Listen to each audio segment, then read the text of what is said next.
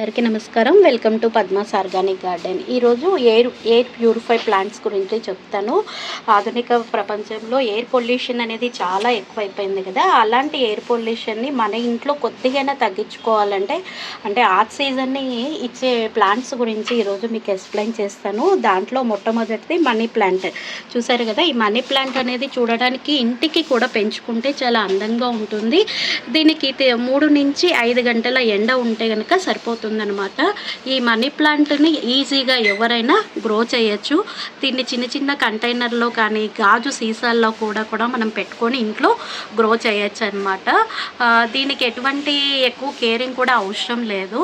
ఇలాంటి money plant కూడా air ప్యూరిఫైలో చాలా బాగా ఉపయోగపడుతుందన్నమాట. ఆక్సిజన్ రిలీజ్ చేసే ప్లాంట్స్ అనమాట ఇవి. అలా ఎయిర్ ప్యూరిఫై చేసే ప్లాంట్స్లో ఇంకొకటి కలబంద. ఇది అందరికీ తెలిసిన ప్లాంటే అనమాట. ఇది మన స్కిన్కి, హెయిర్కి కూడా దీనివల్ల చాలా యూజెస్ అనేది ఉంటుంది. ఈ కలబంద వల్ల ఇంకొక ఉపయోగం ఏమి అంటే, ఎవరికైనా మోకాళ్ళ నొప్పులు ఉంటాయి కదా, ఈ కలబంద గుజ్జు ఉంటుంది దీని లోపల. దాన్ని రోజు కొద్దిగా 1 టేబుల్ స్పూన్ అంత తింటూ ఉంటే కనుక మోకాళ్ళ నొప్పులు కూడా కొన్ని రోజులకి క్యూర్ అయ్యే అవకాశాలు కూడా ఎక్కువగా ఉంటుంది.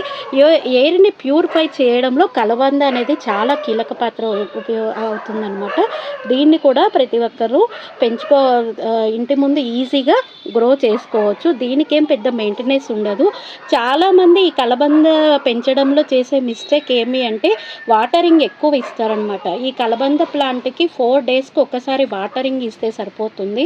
ఎక్కువ వాటర్ ఇస్తే కనుక ఈ కలబంద కుళ్ళిపోయే ఛాన్స్ ఉంటుంది. ఇది ఎడారి మొక్క టైప్ అనమాట. దీనికి అందుకని వాటర్ అనేది ఎక్కువ ఇవ్వాల్సిన అవసరంలే. దీన్ని ఎండ తగిలే ప్లేస్లో మాత్రమే మనం పెంచగలం అనమాట. నీడలో అయితే ఈ చెట్టుని పెంచలేము.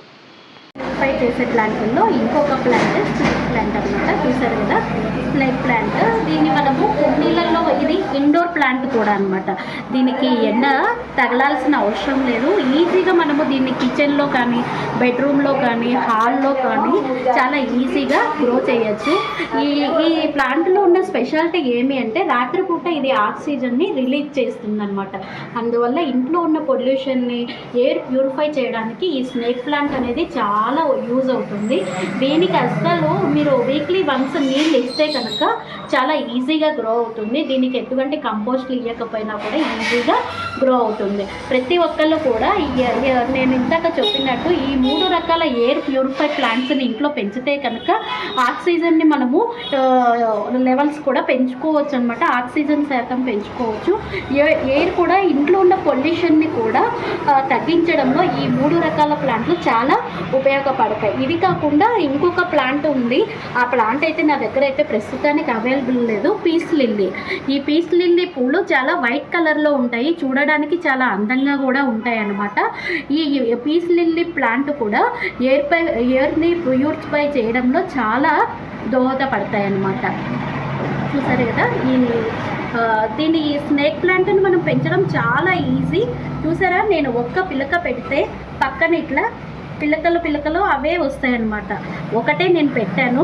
దీన్ని స్టెమ్ కటింగ్ ద్వారా కూడా మనం ఈజీగా గ్రో చేయొచ్చు. ఎవరన్నా ఇంట్లో ఉంటే కనుక ఇలా ఈ లీఫ్ ద్వారా కూడా ఈ చెట్టుని మనము ఈజీగా గ్రో చేయొచ్చు అనమాట. ఇవి ఎయిర్ను ప్యూరిఫై చేయడంతో పాటు ఇంటికి కొత్త రకమైన అందాన్ని కూడా తీసుకొని వస్తాయి అన్నమాట. Thank you.